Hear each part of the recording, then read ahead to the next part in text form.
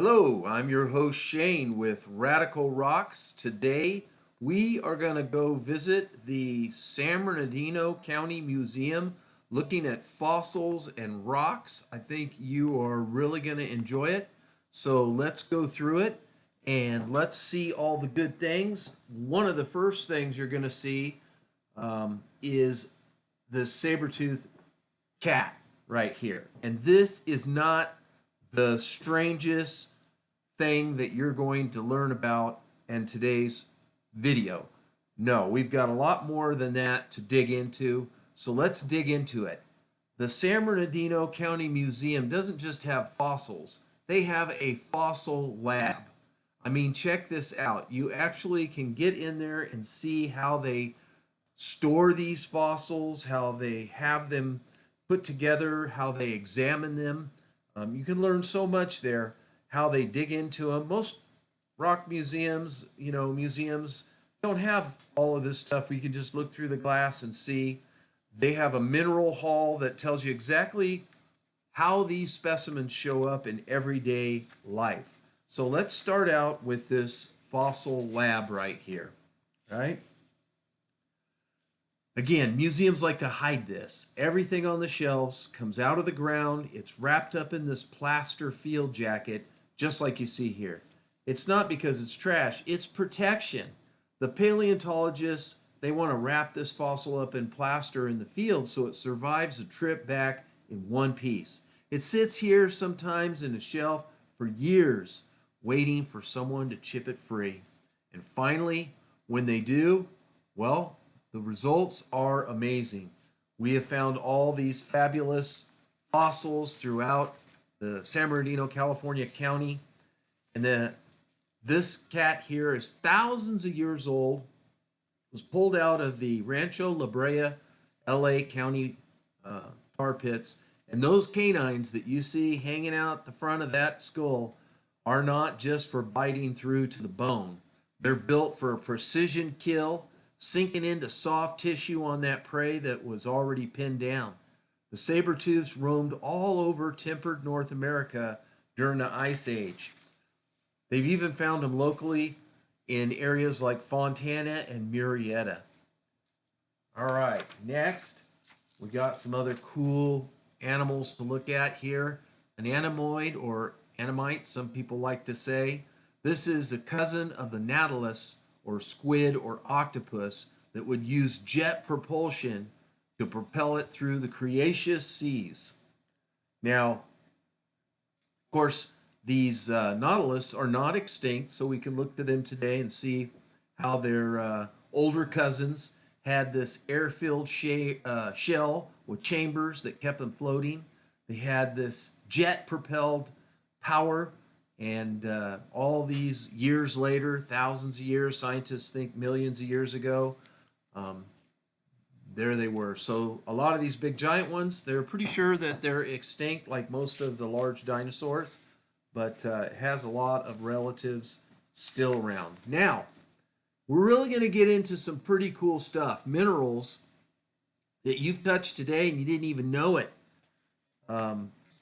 Fossils are cool, and that's why I really love this museum, because every specimen has a cool card on it, not just telling you what it is, but a lot of times where it came from, the mine, where it ends up, whether it ends up in your toothpaste, your golf clubs, or your wine. So that's what we got to talk about today. Let's check some of these out. Fluorite. Fluorite is an active ingredient in your toothpaste that they say helps prevent tooth decay. Some people don't like fluorite, but also used in a lot of lighting fixtures in the past. Now with LEDs, getting away from that somewhat, but this is a valuable mineral that is still used today. Found around a lot of other minerals that are valuable for the new electronic AI, EV cars, things like that. Fluorite is still a valuable mineral.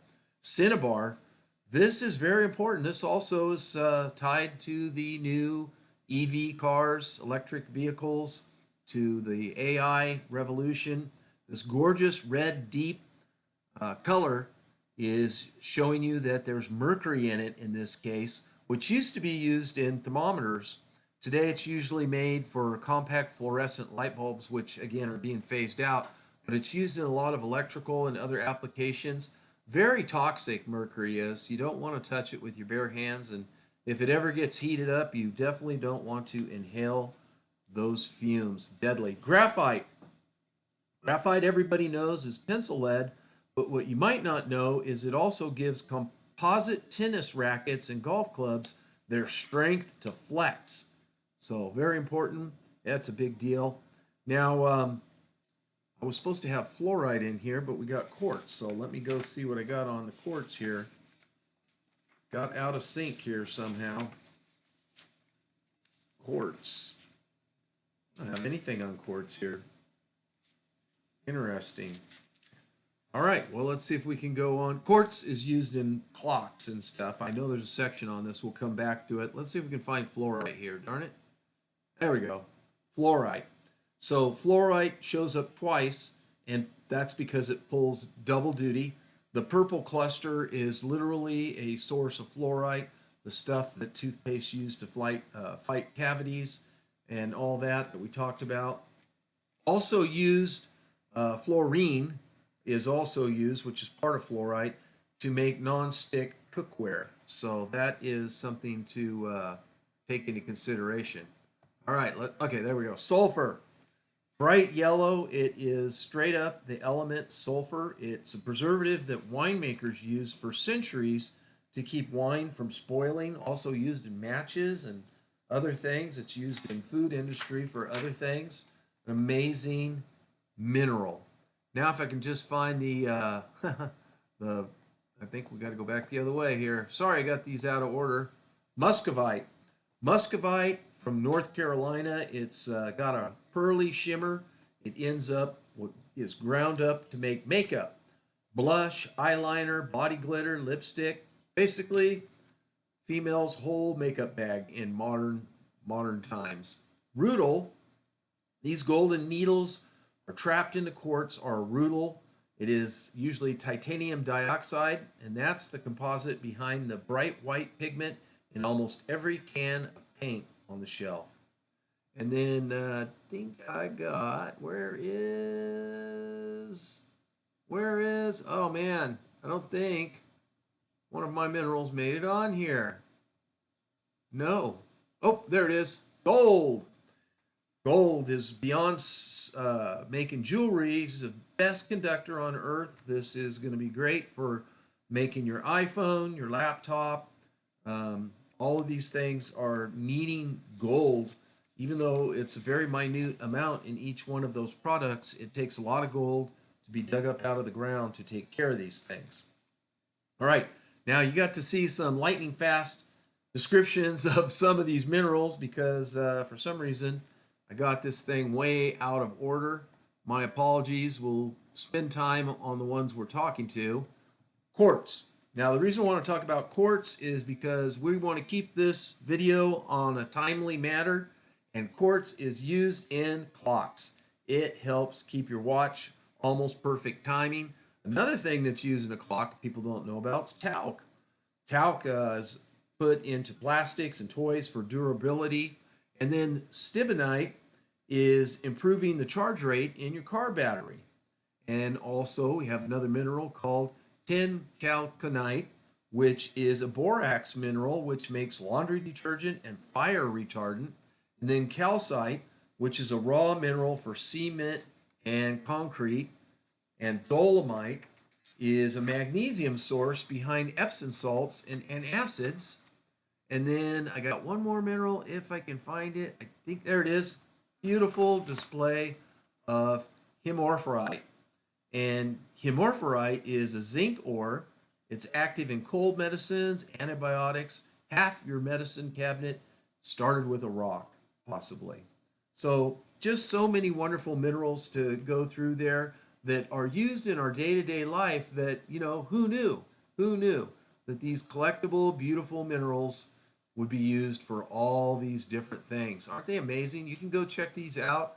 Maybe one of them is calling to you to be collected. And then finally, our giant smoky quartz crystal here. It's just demonstrated big enough where you can see it has a push toward an internal blue-green phantom inclusion. So that's amazing. This huge smoky quartz is out of the Mineral Mountains in Utah.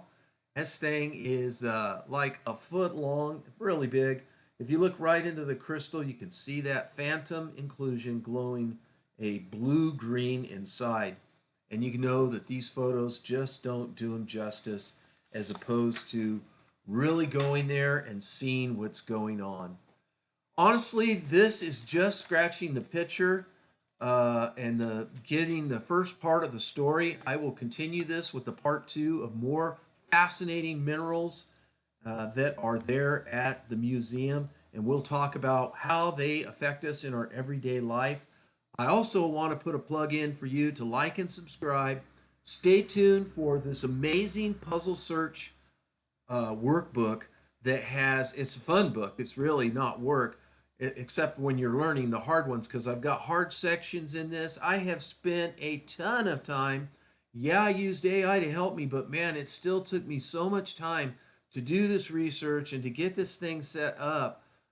There's word search, there's crossword puzzles, there's trivia, there's beginners levels, medium level, and expert level. So no matter what level you're at, this is going to make a great way of getting your brain trained for rocks and minerals. And then, like I said, next time we will get into part two and continue to learn more about these rocks, gems, and mineral. Until next time, remember, rock hounds don't die. We petrify.